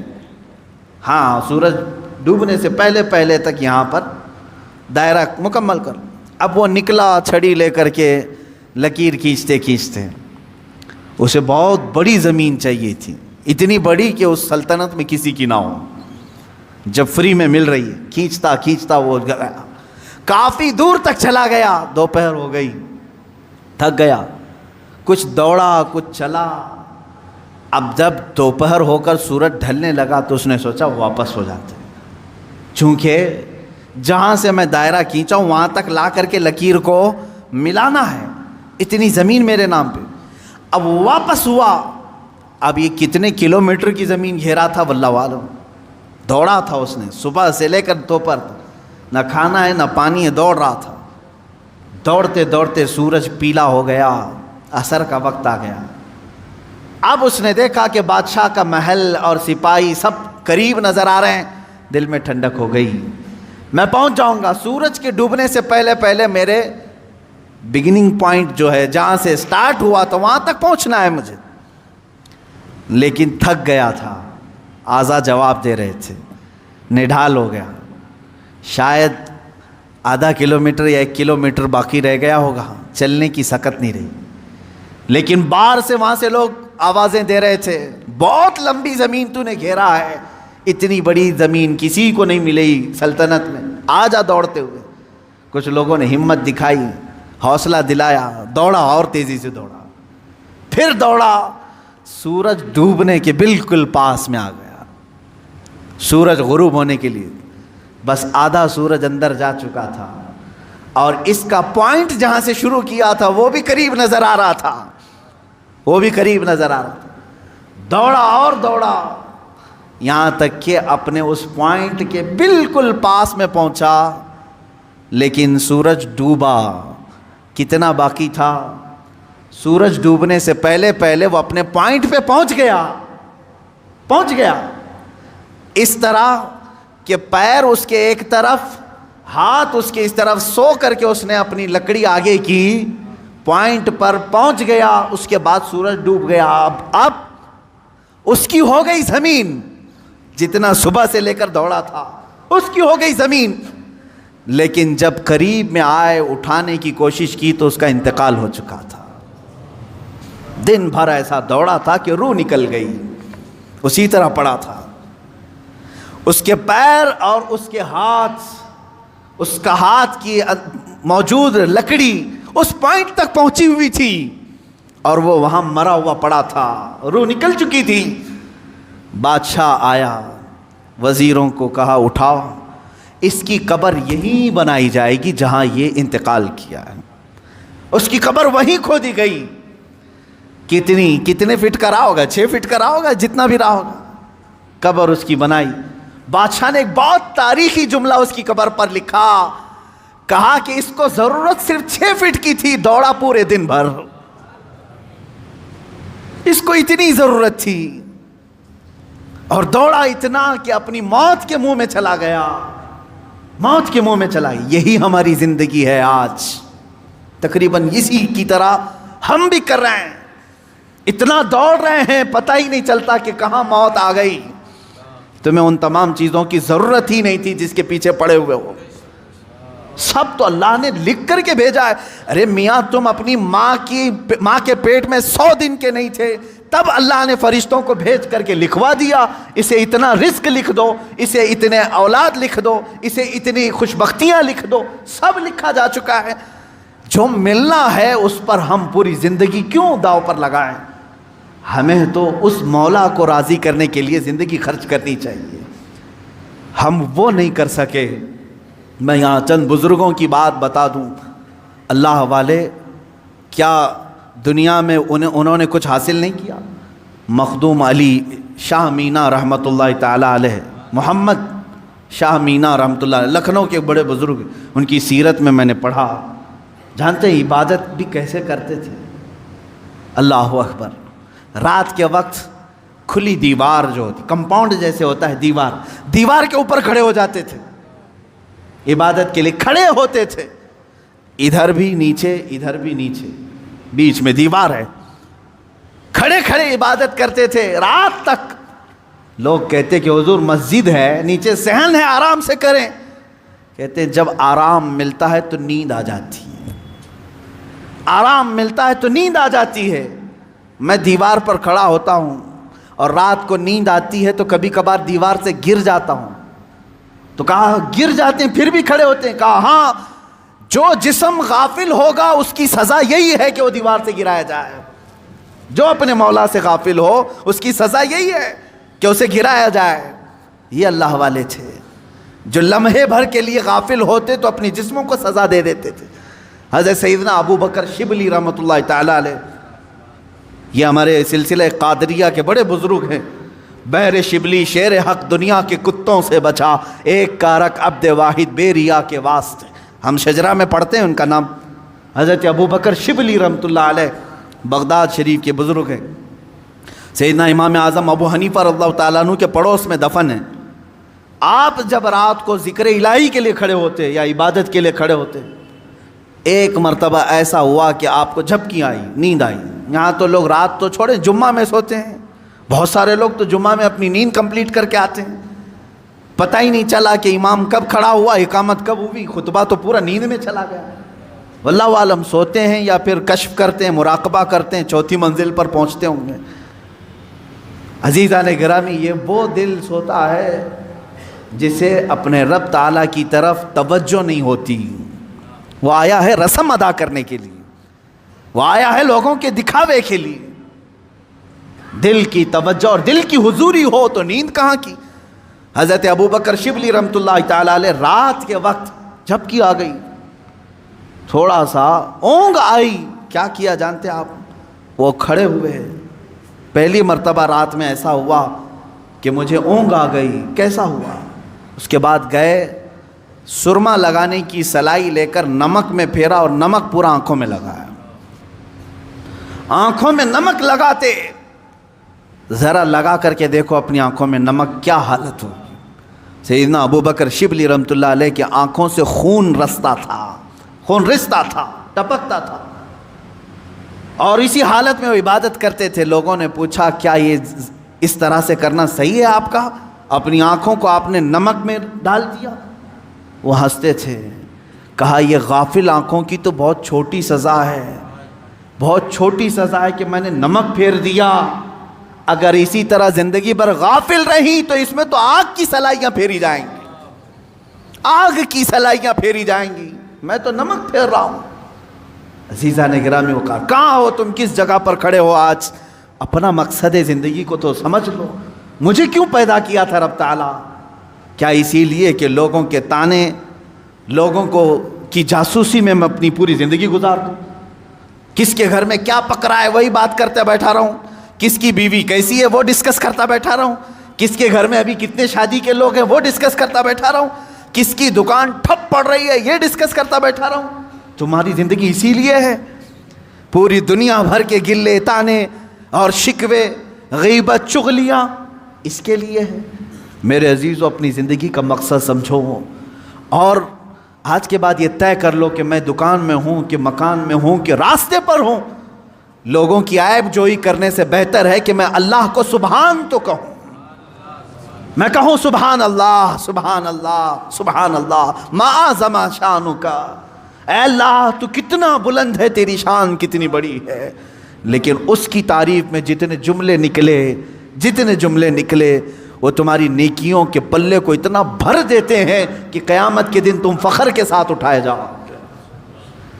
اپنے ان اوقات کو فضولیات میں نہ برباد کرو، فضولیات میں نہیں۔ اب آخری بات میں ایک عرض کر دوں، سیدنا عمر فاروق رضی اللہ تعالیٰ عنہ کی ایک وصیت مجھے یاد آتی ہے۔ دنیا میں ہم جو کچھ بھی کر لیں یہ یہیں رہ جائے، جتنا بھی ہوں۔ آپ نے 2 وصیتیں کی تھی اپنے انتقال سے پہلے، کہا میری قبر چھوٹی بنانا، بس بہت زیادہ لمبی چوڑی نہیں، چھوٹی سی، اتنی کہ ایک کروٹ بھی نہ ہو، چھوٹی قبر بنا کر کے مجھے دفن کرنا۔ دوسری وصیت، مجھے سادہ سا کفن کپڑا دینا، عام لباس میں مجھے دفن کر دینا، کفن دینا۔ جبکہ حدیث پاک میں ہے، حضور صلی اللہ علیہ وسلم نے فرمایا کفنوا موتاکم باحسن اثوابکم، اپنی میتوں کو اچھے سے اچھا کفن دو، جتنا وہ عید بقرعید میں قیمت کا کپڑا پہنتے تھے اتنی قیمت کا کپڑا انہیں کفن میں دو۔ یہ مسئلہ ہے۔ عمر فاروق رضی اللہ تعالیٰ عنہ کی وصیت، یہ ان کا تقویٰ ہے۔ فرمایا چھوٹی قبر میں مجھے دفن کر دو، سادے کفن میں مجھے ملبوس کر کے دفن کر دو۔ پوچھا گیا لوگوں نے آپ سے کہ ایسا آپ کیوں فرما رہے ہیں؟ توجہ چاہتا ہوں، یہی 2 چیزیں ہمیں ہمارے مقصد تک لے جا سکتی ہیں۔ فرماتے ہیں اے لوگو، اگر تم نے مجھے امیر المومنین سمجھ کر کے، بڑا سمجھ کر کے بڑی لمبی چوڑی قبر کھود دی، شاندار قبر بنا کر کے دفن کیا، ہونا کیا ہے؟ تم دفن کر کے ادھر جاؤ گے، اگر میرے اعمال میں ایک بھی عمل میں میں پکڑا گیا تو یہ تو پوری چوڑی قبر بھی دبا کر کے میری ہڈی پسلیاں توڑ دے گی، دیواریں دبائیں گی، کیونکہ حدیث پاک میں ہے وقتۃ القبر حق، قبر کا جھٹکا دینا حق ہے، ہر ایک کے ساتھ ہوگا۔ سیدنا عمر فاروق فرماتے ہیں یہ قبر کی دیواریں تو ہڈی پسلیاں توڑ دیں گی اگر میں کسی عمل میں پکڑا گیا، اور رہی بات چھوٹی قبر تم کھود کر کے مجھے دفنا رہے ہو، اگر مولا تبارک و تعالیٰ کے ہاں میں پاس ہو گیا, میرے اعمال نکل گئے, تو تمہارے کھودنے کا کیا, اللہ اتنی کشادہ کرے گا کہ جہاں تک نگاہ جائے وہ تو تم کھود بھی نہیں سکتے, اتنی بڑی میری قبر بن جائے گی. اسی لیے میری قبر کا دار و مدار زندگی کے اعمال پر ہے, تمہارے بنانے پر نہیں, تم چاہے جیسی بھی بناؤ. اور دوسری بات کفن کی, چلو تم نے بہت مہنگا کفن مجھے پہنا دیا. حضرت عمر فرماتے ہیں اگر میں پکڑا گیا, میرا عمل کوئی اللہ کی بارگاہ میں گرفت میں آیا, تو تم نے چاہے جتنا بھی مہنگا کفن دیا ہو یہ سب کھینچ لیا جائے گا, سب سڑا دیا جائے گا, ختم کر دیا جائے گا. اور اگر تم نے ہلکا کفن بھی دے دیا مجھے, سستا کفن بھی دیا, لیکن مولا کو میرے اعمال پسند آ گئے تو وہ تو مجھے جنتی لباس پہنائے گا. سارا دار و مدار میرے اعمال پر ہے. اسی طرح میرے عزیزو, تمہاری عمدہ کوٹھیاں, تمہارے عمدہ بنگلے اور تمہارے بڑے بڑے جنازے, چاہے لاکھوں کے خرچ کے ساتھ تم نے اپنی میتوں کو دفن کا انتظام کیا ہو, کچھ نہیں ہونا ہے. تمہاری زندگی کا سارا دار و مدار یہی چند دن ہے جو تم اللہ کو منانے میں لگا دو گے. اٹھاؤ اپنی تسبیحاں, اٹھاؤ اپنی تسبیحات اور اللہ رب العزت کے نغمے گاؤ, اس کی حمد بیان کرو جتنا وقت تمہیں ملے, اور اٹھاؤ تسبیحات, بارگاہ مصطفیٰ میں درود کی کثرت کرو. تمہاری زبان اس لیے نہیں دی گئی ہے کہ لوگوں کو طعن و تشنیع کرو, ان کو گالیاں دو. تمہاری زبان اس لیے ہے کہ مختصر وقت میں اللہ کی جنت خرید لو. کیونکہ میرے آقا صلی اللہ علیہ وسلم نے یہ زبان یوں 2 انگلیوں میں پکڑ کر کے کہا تھا صحابہ سے, اے صحابہ سنو, یہ جو ٹکڑا ہے گوشت کا, یہ انسان کو دوزخ میں بھی لے جاتا ہے, جنت میں بھی لے جاتا ہے. یہ گوشت کا ٹکڑا, تم خود اپنے طرف سے ایسی بربادیاں نہ کرو. اسی لیے میں آیت کی طرف پھر سے آ رہا ہوں. اللہ نے فرمایا افحسبتم انما خلقناکم عبثا, کیا تم یہ گمان کر کے بیٹھے ہو, یہ سوچ کر بیٹھے ہو ہم نے تمہیں بیکار میں پیدا کیا, وَأَنَّكُمْ إِلَيْنَا لَا تُرْجَعُونَ, کیا تم یہ سوچ کر بیٹھے ہو کہ ہماری طرف تم نہیں لوٹائے جاؤ گے؟ لوٹائے جاؤ گے. ابھی ابھی میں جنازے سے فارغ ہو کر آیا, ابھی ابھی, شاید روز ایک جنازہ دیکھتے ہوں گے آپ کس طرح سے لائے جاتے ہیں. تمہیں اندازہ ہے ہماری بھی موت آئے گی, اس دن ہمارے پہنے ہوئے لباس اتارے جاتے ہیں, اور ایک ہی لباس ہے, وہ ایک ہی یونیفارم ہے اس جگہ پہنچنے کا, ان سفید لباس میں باندھ کر کے لاتے ہیں. تم اگر آج اللہ کی بارگاہ میں نہیں آنا چاہتے, ایک دن ایسا آئے گا سب لوگ پکڑ کے لائیں گے, امام کے سامنے رکھ دیں گے. یہ آتا نہیں تھا, اب لایا گیا ہے. ناک میں روئی ٹھونس کر کے, کانوں میں کپاس رکھ کر کے, انگلیوں کو باندھ کر کے, پیٹ کو باندھ کر کے, پوری طرح سے جکڑ کر کے لا رہے ہیں. یا میں عزت سے بھی کہوں گا, بعض وہ ہیں جو جنت کی طرف جا رہے ہیں, عزت سے ہی جا رہے ہیں, لیکن لائے جائیں گے, ہر کوئی لائے جائے گا. وَأَنَّكُمْ إِلَيْنَا لَا تُرْجَعُونَ, تم یہ گمان کرنا ہی مت کہ تم نہیں لوٹائے جاؤ گے, ہر ایک کو لوٹنا ہے. اسی لیے تو تمہیں حدیث میں یہ بتایا گیا تھا, جب کبھی موت کی خبر سنو تو فوراً کہو اِنَّا لِلَّهِ وَإِنَّا إِلَيْهِ راجعون. اس کا مطلب کیا ہے؟ ہم اللہ کے ہیں, ہم کو اللہ ہی کی طرف لوٹنا ہے. تمہیں ہر موت پر یہ سکھایا جا رہا ہے کہ تم لوٹنے والے ہو, تم لوٹنے والے ہو, تم جانے والے ہو, تم جانے والے ہو. عزیزان گرامی وقار, جانے والا اتنے آرام سے اور سستی اور کاہلی میں زندگی نہیں گزارتا. کل مجھے سفر پر جانا ہے, آج ہی میں نے سوٹکیس تیار کرنا شروع کر دیا. مجھے کیا کیا پہننا ہے رکھ دیا, کیا کیا استعمال کرنا ہے سب رکھ دیا, صابن سمیت سب چیزیں رکھ دی, ٹوتھ پیسٹ تک نہیں بھولتے. لمبا سفر ہے, جتنے دن کے لیے جا رہے ہیں, بیگ تیار آج سے. جس کو سفر پر جانا ہے وہ خالی نہیں پھرتا, اور جو آج خالی دکھ رہا ہے, فضول دکھ رہا ہے, اس کا مطلب ہے کہ وہ بھولا بیٹھا ہے کہ اسے جانا ہے. اور پھر عزیزو, اگر تم بھولے ہو تو بھولے رہو. قرآن میں اللہ تعالیٰ فرماتا ہے ایک دن ایسا آئے گا کہ کچھ لوگوں کو اندھا اٹھایا جائے گا. وہ پوچھے گا قال رب لم حشرتنی اعما وقد كنت بصیرا, اے اللہ تو نے مجھے اندھا کیوں اٹھایا؟ اندھے بھی اٹھائے جائیں گے, ننگے بھی اٹھائے جائیں گے. پوچھے گا کیوں مجھے اندھا اٹھایا جبکہ میں دیکھتا تھا، آنکھیارا تھا؟ رب تعالیٰ کا جواب سنو، 16ویں پاری کی آیت میں پڑھ رہا ہوں، سورہ طٰہٰ کی آیت۔ اللہ فرماتا قال كذلك اتتك آیاتنا فنسیتها وكذلك اليوم تنسى۔ اے بندے تجھے یاد ہے اسی طرح میری آیتیں تیرے تک آتی تھی دنیا میں، تو نگلیکٹ کر دیتا تھا، تو بھلا دیتا تھا، تجھے بلایا جاتا تھا تو پیٹ پھیر کر چلا جاتا تھا۔ رب تعالیٰ فرماتا ہے کذالک الیوم تنسیٰ، اسی طرح آج تجھے بھلا دیا گیا، آج تجھے بھلا دیا گیا، تیری طرف دیکھا بھی نہیں جائے گا۔ قیامت کے دن کچھ بندے ایسے ہوں گے جو ربی ربی ربی کہہ کر 100 سال تک پکاریں گے، 100 سال تک اسے رحمان رحمان کہہ کر 100 سال پکاریں گے۔ فرشتے کہیں گے مولا تیرے بندے تجھے پکار رہے ہیں۔ رب تعالیٰ کیا فرماتا ہے؟ فرماتا ہے ان سے کہہ دو لا یکلمہم اللہ یوم القیامہ، اللہ ان سے آج بات بھی نہیں کرنا چاہتا۔ لا ینظر الیہم، قرآن کہتا ہے ان کی طرف اللہ دیکھنا بھی نہیں چاہتا، کیونکہ دنیا میں تم اسے دیکھنا نہیں چاہتے تھے، دنیا میں تم اسے منانا نہیں چاہتے تھے، تم اس کی طرف آنا نہیں چاہتے تھے۔ قیامت کا دن وہ بڑا جانگداز ہے، وہاں فرشتے ملائے اعلیٰ انبیاء سب نفسا نفسی کے عالم میں ہیں۔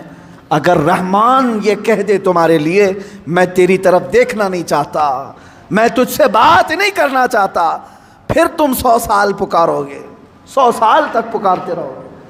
اس لیے بہتر یہ ہے کہ آج وہ مولا فرما رہا ہے ادعونی استجب لکم، آج تم نے ایک بار اگر مجھے یہاں پکارا میں 70 بار جواب دوں گا، 70 بار وہ تجھے پوچھے گا ہے بندے بتا تیری حاجت کیا ہے، بندے بتا تیری طلب کیا ہے۔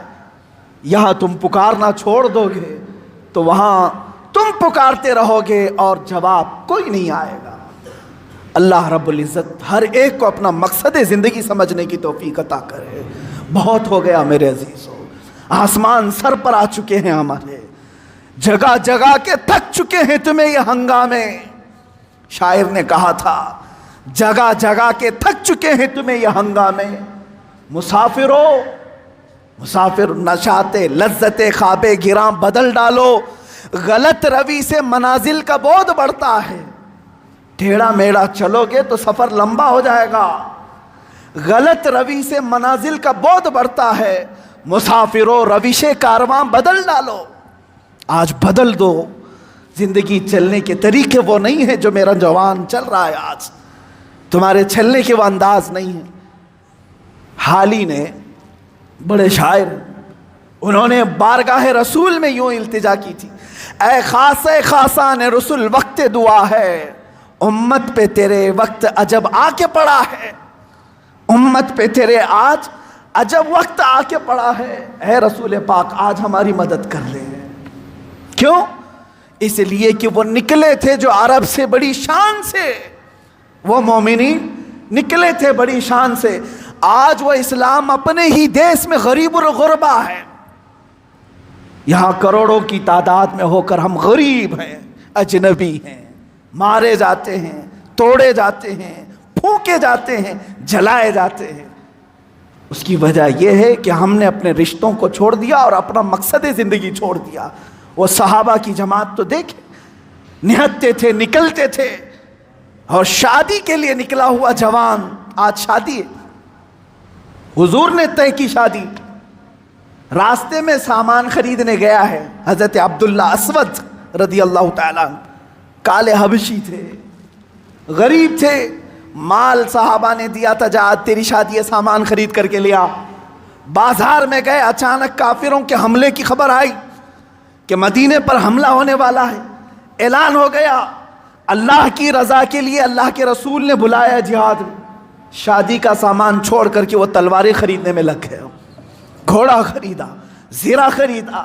صحابہ کہتے ہیں یہ سارے سامان جو شادی کے خریدنے کے تھے سب اپنی شہادت کے سامان خرید کر کے آیا، اور گھوڑے پر بیٹھا، لوگ کہتے ہیں ہم پہچان نہیں پا رہے تھے، اس لیے کہ ہمیشہ یہ پیدل چلنے والا آج نہایتی شان کے ساتھ گھوڑے پر سوار ہے۔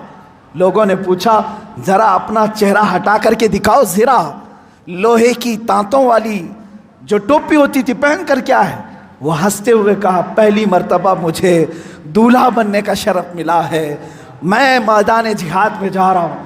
اور دوسرا دن تھا کہ جہاد کے میدان میں لڑتے لڑتے یہ عبداللہ اسود شہید بھی ہو گئے۔ ان کی زندگی تھی، ان کی زندگی تھی، انہوں نے اپنی کل زندگی دنیا بنانے میں مصروف نہیں رکھی، اپنے مولا کو راضی کرنے کا اگر ایک لمحہ بھی آ گیا سب چھوڑا اور اللہ کو راضی کرنے پر آ گئے۔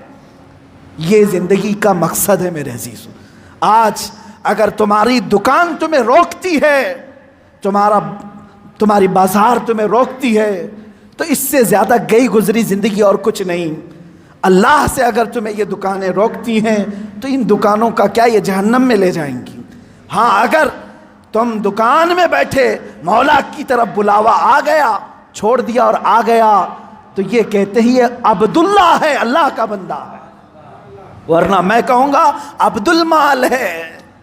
عبد المال مال کا بندہ اور عبداللہ اللہ کا بندہ۔ تم فیصلہ کر لو عبد المال بننا ہے کہ عبداللہ بننا ہے۔ وآخر دعوانا الحمدللہ رب العالمین۔